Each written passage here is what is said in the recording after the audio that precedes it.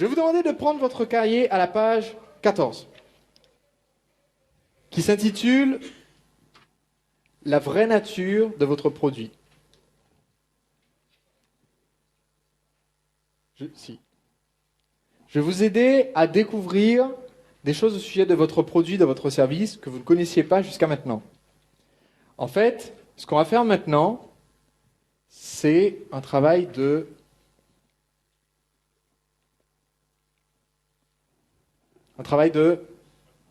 traduction. On va exprimer votre produit ou service dans un langage qui va être intéressant pour le prospect parce que vous allez mieux comprendre ce qu'il recherche avec votre produit ou service. C'est ce qui fait que plus tard, quand on va rédiger notre offre irrésistible, on ne sera pas enfermé dans notre petit monde, nous, le concepteur, le vendeur ou le créateur. On va être directement dans le monde du prospect. Et ça, c'est quand même quelque chose qui est assez unique.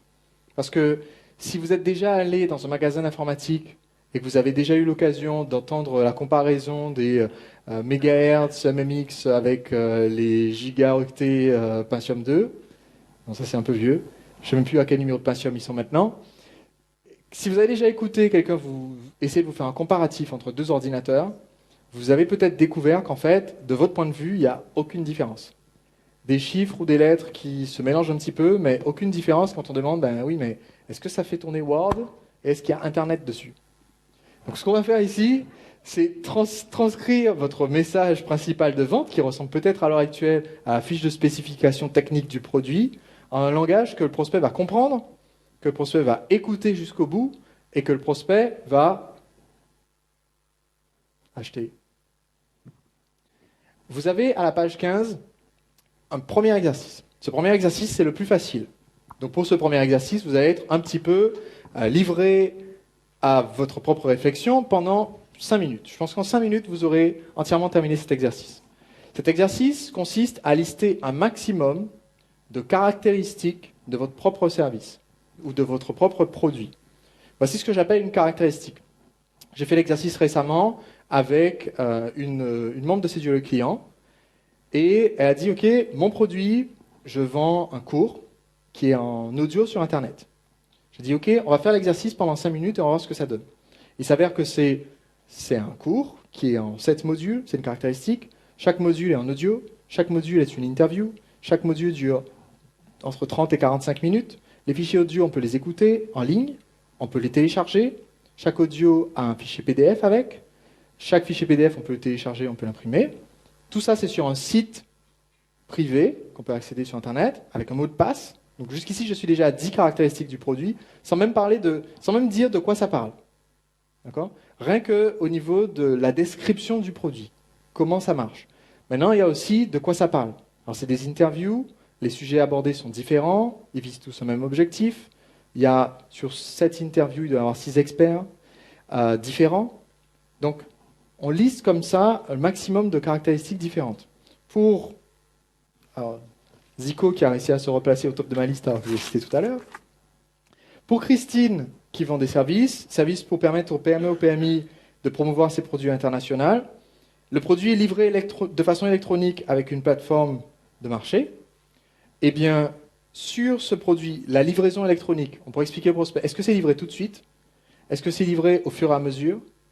Est-ce qu'on le reçoit par mail? Est-ce qu'on peut récupérer ses codes d'accès si on les perd? Tout ça, c'est autant de caractéristiques de ce produit.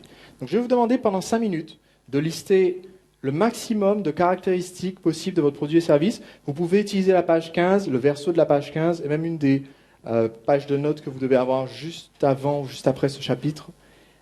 Hop là, je jette un œil. Peut-être que la page 19 est une page de notes. Sinon, utilisez le recto et le verso de la page 15, ça fera déjà pas mal. Donc, vous listez juste ces caractéristiques dans un langage que vous comprenez, donc vous pouvez griffonner. Vous avez exactement 5 minutes. Donc, la question est, est-ce qu'il s'agit des caractéristiques objectives, indépendamment du prospect? La réponse est oui. Juste, je décris le produit. Si je devais l'écrire à quelqu'un qui va me refaire le produit, d'accord? Je dois le lui décrire pour qu'il soit capable de le refaire la boîte. Qu'est-ce qu'il devrait avoir comme fiche technique, comme description? Pour que vous profitiez au maximum de la minute qui vous reste, je vous donne encore un exemple de plus, pour que ça donne des idées à ceux qui sont un petit peu à sec. L'exemple de Philippe. Philippe lance un tunnel indoor de parachutisme, c'est unique en Belgique, avec bar, resto et magasin de produits dérivés. Donc les caractéristiques du produit.